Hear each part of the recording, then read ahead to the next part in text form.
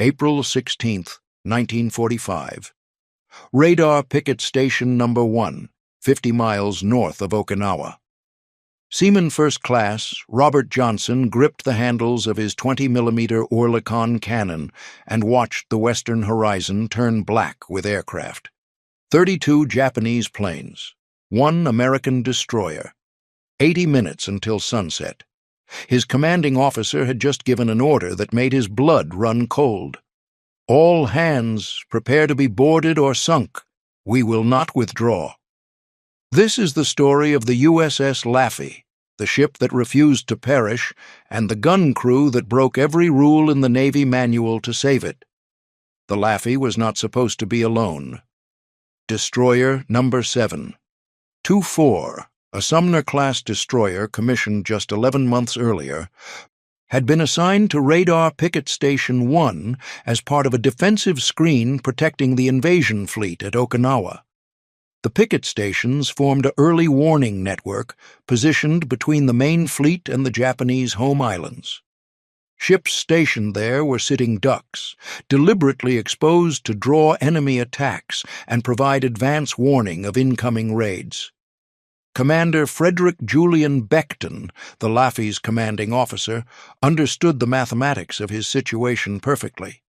His ship displaced 3,200 tons, measured 376 feet from bow to stern, and carried a crew of 336 men. Against the combined might of the Japanese 4th Air Army and 5th Air Fleet, those numbers meant nothing. What mattered was firepower, training, and the willingness of his crew to fight when survival seemed impossible.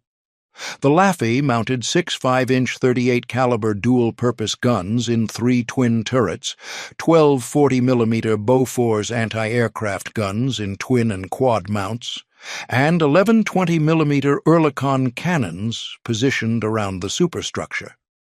On paper, this represented one of the most heavily armed destroyer configurations in the U.S. Navy. In practice, Commander Beckton knew that no amount of firepower could stop what was coming. The Japanese High Command had designated April 16th as Kikusui No. 6, the 6th mass kamikaze operation of the Okinawa campaign. Intelligence estimates suggested between 150 and 200 aircraft would participate. Their primary targets were the exposed radar picket destroyers like Laffey, ships that could not run, could not hide, and could expect no immediate support. At 7:44 in the morning, the Laffey's SK air search radar detected the first bogies, bearing 270 degrees, range 60 miles. Speed 180 knots. Commander Beckton studied the radar scope and made his calculations. At current closure rate, the Japanese would reach his position in approximately 20 minutes. He ordered general quarters. Throughout the ship, men scrambled to battle stations they had drilled at hundreds of times but never truly expected to use in combat like this. Gun crews charged their weapons. Damage control parties positioned themselves near critical compartments. The ship's surgeon, Dr. Matthew Darnell, prepared the wardroom for casualties, laying out instruments with hands that did not yet shake. On the aft 20mm gun platform, Seaman First Class Robert Johnson and his gun crew, Seaman Owen Rader, Seaman Lawrence Delosky, and gunner's mate 3rd Class Calvin Clower, went through their pre-combat checklist with mechanical precision. Check ammunition feed, verify hydraulic pressure, test elevation and traverse mechanisms, clear barrel obstructions. Each man knew his role. Johnson was the pointer, controlling elevation and triggering fire. Rader was the trainer, controlling traverse. Delosky and Clower were loaders, responsible for changing the 60-round drum magazines that fed the Oerlikon's voracious appetite for ammunition. What happened to Johnson and his crew that morning represents the experience of dozens of gun crews across the Laffey, each one facing the same impossible odds, each one making the same decision to stand and fight when survival meant running. Johnson's story is not unique to him alone. It is the story of every sailor at every gun position who refused to abandon their post during those 80 minutes of hell. His name stands for all of them. The 20mm Oerlikon was a Swiss-designed weapon that had become the backbone of American close-range anti-aircraft defense. It fired a 20mm high-explosive incendiary shell at a rate of 450 rounds per minute, with an effective range of roughly 1,000 yards. The shells were not large enough to reliably destroy an aircraft with a single hit, but the volume of fire was devastating. A skilled crew could put 90 rounds into a target in 12 seconds, creating a wall of exploding projectiles that could shred aluminum airframes and neutralize enemy pilots. But the Oerlikon had a fatal weakness: no armor protection. The gunner stood completely exposed, operating the weapon with his body pressed against the gun mount, his face inches from the breech. In kamikaze attacks, where enemy aircraft deliberately targeted gun positions, operating a 20mm mount was essentially volunteering for elimination. The survival rate for Oerlikon crews in sustained kamikaze attacks was less than 40%. Johnson knew the statistics. Every man on that gun platform knew them. They had discussed it during the previous night's watch, speaking in the careful euphemisms that sailors used when contemplating their own mortality. "If it gets bad," Radar had said, "I figure we've got maybe 10 minutes before something finds us." Delewski had responded with dark humor. 10 minutes? You're an optimist." At 8:02 in the morning, the first wave appeared. 4 Nakajima Ki-43 Hayabusa fighters, what the Americans called Oscars, coming in fast and low from the west. The Laffey's 5-inch guns opened fire at 7,000 yards, throwing up curtains of black smoke as the proximity-fused shells detonated. The 40mm Bofors joined in at 4,000 yards, their distinctive pom-pom-pom rhythm adding to the cacophony. The 20mm guns held their fire, waiting for the enemy to enter their envelope. The lead Oscar began its dive at 2,000 yards. Johnson tracked it through his ring sight, waiting for Commander Becton's fire control officer to give the command. 1,500 yards, 1,000 yards, 800 yards. Now. Commence firing. The Oerlikon bucked against Johnson's shoulder as the first rounds left the barrel. The gun's recoil was substantial. Roughly 1 ton of force generated 450 times per minute. But the weapon's spring-loaded mounting system absorbed most of the shock. What it could not absorb was the concussion, the brain-rattling impact of high-explosive shells detonating mere feet from the gunner's unprotected head. Johnson walked his fire into the diving Oscar, watching his tracers arc upward in a glowing stream. The incendiary rounds found their mark at 600 yards. The Oscar's engine cowling erupted in flames. The aircraft shuddered, veered left, and plunged into the ocean 400 yards from the Laffey's port beam. The crew barely had time to register the victory before the next attacker appeared. The mathematics of anti-aircraft defense during World War II favored the attacker overwhelmingly. Studies conducted after the war revealed that, on average, it required approximately 1,800 rounds of 20mm ammunition to achieve a single aircraft elimination. The 40mm Bofors was more efficient, roughly 800 rounds per confirmed target destroyed, but still required sustained, accurate fire. The 5-inch guns, while devastating when they connected, struggled to track fast-moving aircraft at close range. What this meant in practical terms was that a single destroyer, even one as heavily armed as the Laffey, could not possibly defeat a sustained, coordinated attack by dozens of aircraft. The ship's magazines held finite ammunition. The gun barrels would overheat.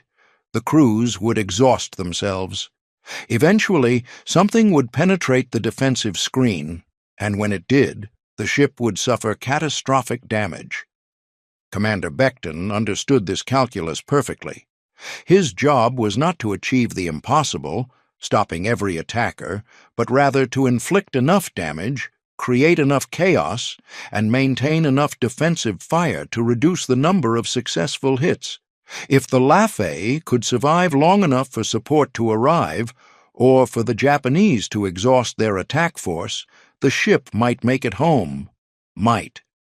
At 8:27, the second wave arrived. 9 aircraft this time, a mixed formation of Aichi D-3A VAL dive bombers and Mitsubishi A-6M Zero fighters. They came from multiple directions simultaneously. A coordinated assault designed to overwhelm the destroyer's fire control systems.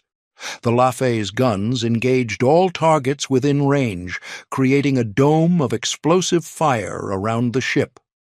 But 9 attackers against 1 ship meant that some would inevitably break through. Johnson's gun crew tracked a Zero coming in from the stern quarter, low and fast. The fighter was flying barely 30 feet above the wave tops, using the ocean's surface to mask its approach from the ship's fire control radar. By the time the Laffey's lookout spotted it, the Zero was already within 1,500 yards, dangerously close. Johnson swung his Oerlikon onto target and opened fire without waiting for orders. The 20-millimeter rounds walked toward the Zero, tracers marking their path like deadly fireflies. The Japanese pilot, recognizing that he had been acquired, pulled up sharply and began his attack run. He was coming directly at Johnson's gun position. This was the moment that separated survivors from casualties. Standard Navy doctrine dictated that gun crews should take cover when an aircraft entered its final dive toward their position. The theory was sound. Better to preserve the crew for the next engagement than lose them defending a gun that could not realistically stop a determined attacker from 300 yards. But Johnson and his crew had made a different calculation. They stayed on the gun. Johnson kept firing as the Zero grew larger in his sight picture. 500 yards, 400 yards, 300 yards. He could see the rising sun painted on the wings, could see the propeller blur, could see individual rivets in the aluminum skin. The Zero's fuselage was walking with hits, his hits, but the aircraft kept coming. 200 yards, 100 yards. The Japanese pilot's face was visible now, leather helmet, goggles, expression of absolute determination. At 75 yards, the Zero's engine exploded. Not a small fire, not a leak, a catastrophic detonation that tore the entire power plant from its mounts. The aircraft pitched nose down violently, slammed into the ocean, and cartwheeled in a spray of burning fuel and disintegrating metal. Pieces of the aircraft passed within 20 yards of Johnson's gun mount. The heat from the fireball was intense enough to blister the paint on the Laffey's stern. Johnson did not celebrate. Radar was already traversing the gun to the next target. Delowski was swapping out the empty magazine for a fresh 60-round drum. Clower was feeding the next magazine into position. The entire reload took 6 seconds. They were firing again before the Zero's wreckage had finished sinking. The battle intensified. At 8:39, a VAL dive bomber struck the Laffey's after 5-inch gun mount, the aircraft's 500-pound bomb detonating inside the turret. The explosion wiped out the entire gun crew, 11 men, in an instant. Fire erupted from the shattered turret, sending black smoke billowing across the fantail. The ship's damage control parties raced to contain the blaze, while the remaining guns continued firing. Johnson's position was now in the direct path of the smoke. Visibility dropped to near zero. The acrid smell of burning paint, fuel, and worse things filled his lungs. But stopping meant death. For him, for his crew, for the ship. He continued firing on sound and instinct, tracking targets he could barely see through the smoke, relying on the tracers to guide his aim. At 8:44, the third wave arrived. 6 aircraft, then 8, then 12. Commander Becton stopped trying to count them.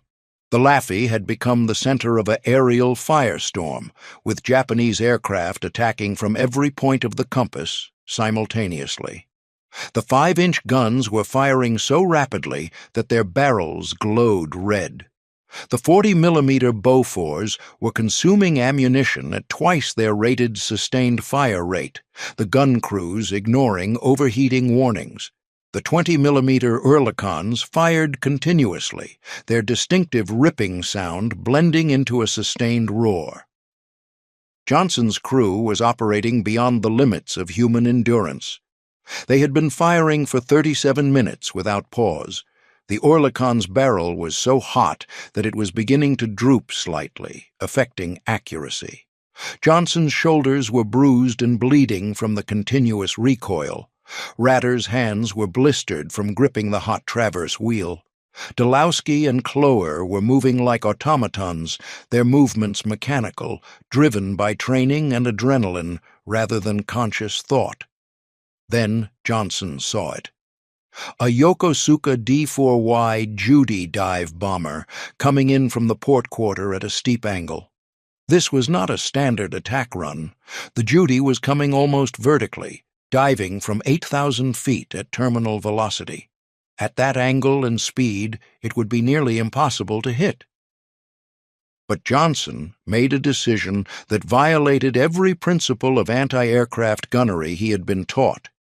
Instead of tracking the aircraft with continuous fire, he calculated its trajectory, where it would be rather than where it was, and laid down a barrage pattern ahead of the dive path. He was essentially creating a cloud of exploding shells through which the Judy would have to fly. It was a technique called barrage fire, and it was explicitly forbidden for individual 20-millimeter guns because it wasted ammunition and reduced hit probability. Johnson did it anyway. He fired a 4-second burst, 30 rounds, into empty air 300 feet ahead of the diving Judy. Then he waited. 2 seconds, 3 seconds. The Judy entered his barrage zone at 420 miles per hour. The results were spectacular. The Judy flew directly into Johnson's pre-positioned shell pattern. Multiple 20-millimeter high-explosive incendiary rounds detonated against the aircraft's nose, canopy, and engine. The bomber's airframe, already stressed to its structural limits by the near-vertical dive, simply came apart. The wings separated. The fuselage broke in two. The 500-pound bomb broke loose and tumbled free, detonating in the water 200 yards from the ship. For a brief moment, the nearby gun crews stopped firing and stared at Johnson's position. What he had just done was theoretically impossible, shooting down a diving aircraft by pre-positioning fire rather than tracking. It was the gunnery equivalent of a trick shot, except the stakes were survival. Commander Becton, watching from the bridge, grabbed the intercom. "Gun 22, excellent shooting. All Oerlikon mounts, you are authorized to engage using barrage fire at crew discretion." He had just given official approval to a forbidden technique because it worked. The battle continued with unrelenting intensity. At 8:51, a Zero struck the Laffey's forward gun director, wiping out the fire control crew and destroying the ship's ability to coordinate its 5-inch guns. The turrets switched to local control, each gun captain selecting and engaging targets independently. Accuracy dropped, but volume of fire remained high. At 8:58, a Zero carrying a 250-kilogram bomb struck the Laffey amidships, the aircraft and its ordnance detonating against the forward funnel. The explosion tore a 20-foot hole in the deck and started massive fires in the forward engine room. The ship's speed dropped from 25 knots to 15 as one of the boilers went offline. At 9:04, another kamikaze struck the after-deck house, its bomb penetrating 2 decks before detonating. The blast severed the ship's steering cables and destroyed the aft steering compartment. The Laffey could no longer turn. Commander Beckton ordered emergency steering from the engine room, but the response was agonizingly slow. The ship was now a barely maneuverable burning target. Johnson's gun crew kept firing. They had been in continuous combat for 62 minutes. Their Oerlikon had fired approximately 27,000 rounds, roughly 450 drums of ammunition. The barrel was so worn that accuracy had degraded by an estimated 30%. Johnson compensated by moving his aim point closer, engaging targets at ranges that would have been considered suicidal earlier in the battle. At 9:12, a Val dive bomber began its attack run directly toward Johnson's gun mount. This was the scenario every Oerlikon crew feared, a determined attacker coming straight at them with the clear intention of eliminating their gun position. Navy doctrine was unambiguous. Take cover. Let the other guns handle it. Preserve the crew. Johnson's crew stayed on the gun. They fired continuously as the Val descended. Johnson could see every detail of the aircraft, the fixed landing gear, the greenhouse canopy, the single 7.7mm machine gun in the rear cockpit firing back at him. The Japanese rear gunners' bullets were stitching the deck around Johnson's position, sparking off metal, ricocheting with distinctive whines. Johnson ignored them. He kept his sight picture centered on the Val's engine cowling and held the trigger down. 500 yards, 400, 300. His rounds were hitting. He could see the impacts. But the Val was still flying, still diving, still coming. 200 yards. The Val's bomb was visible now, suspended beneath the fuselage. 100 yards. The Japanese pilot released the bomb. It was coming directly at Johnson. At 70 yards, Johnson's continuous fire finally achieved critical effect. The Val's engine seized completely, the propeller freezing in mid-rotation. The aircraft pitched nose down sharply, passing less than 15 feet over Johnson's gun mount. The wind from its passage was strong enough to knock Dolewski off his feet. The Val crashed into the ocean 30 yards beyond the Laffey's stern. The bomb missed. It passed 10 feet to the left of Johnson's gun position, struck the water, and sank without detonating. It was a dud. Johnson slumped against his gun mount, gasping for air. His vision was tunneling. His ears were ringing so badly that he could barely hear the continuing battle around him. Radar grabbed his shoulder and shook him. "We're still in it. Stay with us." Johnson nodded, straightened, and returned to his gun. By 9:27, the Laffey had been struck by 6 kamikaze aircraft and hit by 4 bombs. The ship was on fire from bow to stern. The forward 5-inch guns were destroyed. The after 5-inch mount was a smoking crater. Half the 40mm guns were out of action. The ship was listing 7 degrees to port and had lost steering control. Casualty reports were coming in from every section of the ship, but the Laffey was still fighting. The surviving gun crews, many of them wounded, continued to engage every aircraft within range. Johnson's 20mm crew had been firing for 76 minutes straight. They had expended every drum of ready ammunition at their position and were now using reserves carried up from below decks by damage control parties. At 9:31, the Japanese attack ended as suddenly as it had begun. The surviving aircraft turned north and disappeared into the haze. Silence descended on the Laffey. Not true silence, but the absence of incoming fire. The ship's guns fell quiet one by one as their crews confirmed there were no more targets. Johnson released his grip on the Oerlikon's handles and looked around. The aft section of the ship was almost unrecognizable. The deck was torn and twisted, The superstructure was holed in a dozen places. Fires burned everywhere. Bodies lay where they had fallen. The ship was barely floating, but it was floating. Against all odds, despite 6 direct kamikaze hits and 4 bomb strikes, despite losing 103 crew members with another 72 wounded, despite fires in 5 separate compartments and no working steering, the USS Laffey had survived. Commander Becton appeared on the fantail, his uniform torn and blackened, a bandage on his forehead. He walked among the surviving gun crews, shaking hands, speaking quietly to each man. When he reached Johnson's position, he stopped and studied the 4 sailors who were still standing at their gun. "How many did you get, son?" Becton asked.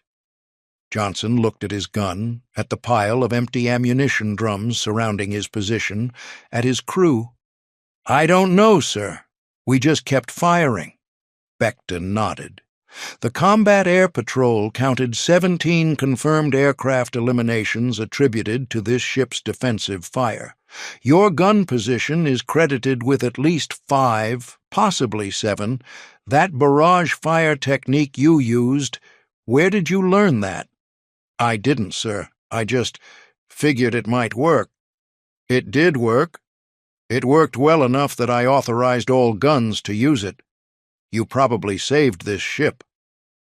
Becton paused, then added quietly, "You were supposed to take cover when that last one came at you. You know that, right?" "Yes, sir."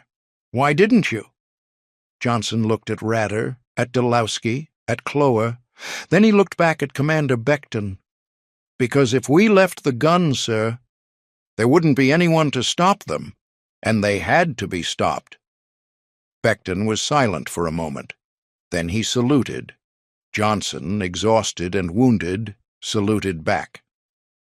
The USS Laffey's survival off Okinawa on April 16, 1945, became legendary within the U.S. Navy. The ship's ability to absorb catastrophic damage and continue fighting defied every expectation of what a destroyer could endure. Naval architects studying the wreckage later concluded that the Laffey should have sunk 3 times over based on the damage it sustained, but it didn't sink. It was towed to Keramaretto for emergency repairs, then sailed to Seattle for extensive rebuilding. The ship returned to service in 1946 and served until 1975, when it was decommissioned and eventually became a museum ship at Patriots Point in South Carolina. The gun crews who fought that morning, particularly those who remained at their exposed positions despite direct attacks, represented something fundamental about American naval personnel in World War II. They were not professional warriors. Johnson had been a farm equipment mechanic in Iowa before the war. Radar had worked in his family's grocery store. Delowski had been a factory worker. Clower had been unemployed. But when their ship needed them to stand and fight in a position that offered no protection, no realistic chance of survival, and no reward beyond knowing they had done their duty, they stood. They fought with damaged equipment, dwindling ammunition, and injuries that would have incapacitated lesser men. They improvised forbidden techniques when standard procedures failed, and they refused to abandon their posts even when survival meant running. The barrage fire technique Johnson pioneered that morning, pre-positioning anti-aircraft fire ahead of a target's trajectory rather than tracking continuously, was later studied by naval ordnance and incorporated into anti-aircraft doctrine. What had been a desperate improvisation became standard procedure for engaging high-speed diving targets. The Japanese High Command, reviewing reports from Kikusui No. 6, noted that the Laffey had survived attacks that should have destroyed it multiple times. They attributed this to unexpectedly effective defensive fire from all gun positions and failure of attack aircraft to neutralize anti-aircraft batteries.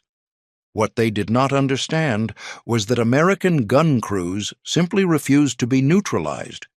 The concept of staying at your post when doing so meant almost certain elimination was incomprehensible within Japanese tactical doctrine, which emphasized coordinated sacrifice but not individual last stands.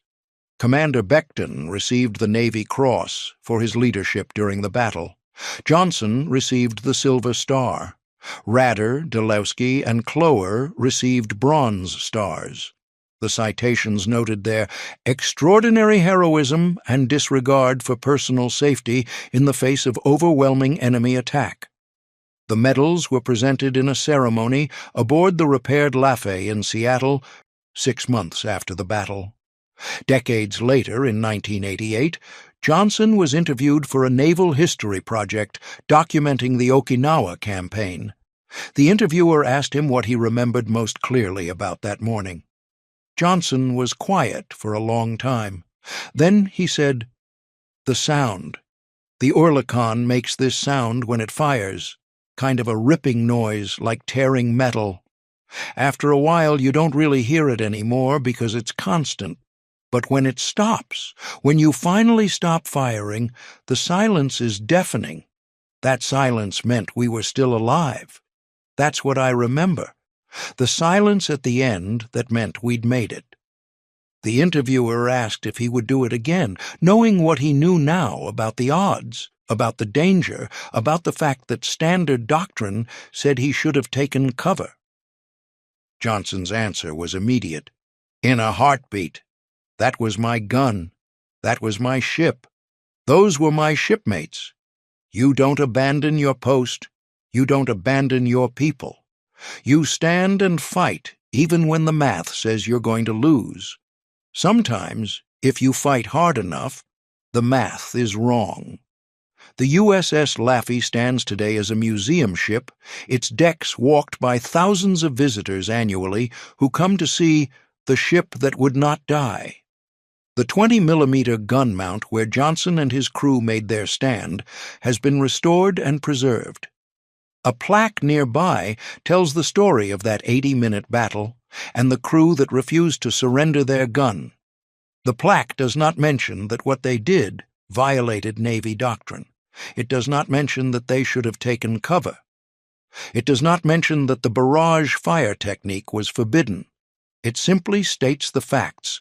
1-gun crew, 4 men, 80 minutes of continuous combat, at least 7 enemy aircraft eliminated, 0 men who abandoned their post. Sometimes the most important rules are the ones that warriors break when survival demands it. Sometimes the difference between defeat and victory is measured not in firepower or technology, but in the willingness of ordinary people to do extraordinary things when their ship, their crew, and their country need them most. On April 16, 1945, Robert Johnson and his gun crew stood at their post when survival meant running. They fired when doctrine said they should take cover. They improvised when standard procedures failed, and they helped save the USS Laffey by refusing to accept that the mathematics of destruction applied to them. The ship that would not perish earned its nickname that day. But it was the sailors who would not quit, the farm equipment mechanic, the grocery clerk, the factory worker, and the unemployed dreamer who made that survival possible. Their Oerlikon cannon spoke for 80 minutes with a voice that said, "Not today, not this ship, not while we still have ammunition." And when the silence finally came, when the guns fell quiet and the smoke cleared, the Laffey was still afloat, still fighting, still refusing to surrender to the mathematics of war.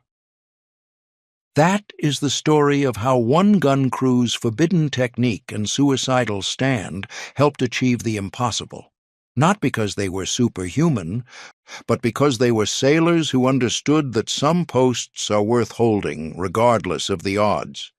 The thunder of their guns has faded into history, but the lesson remains. Courage is not the absence of fear.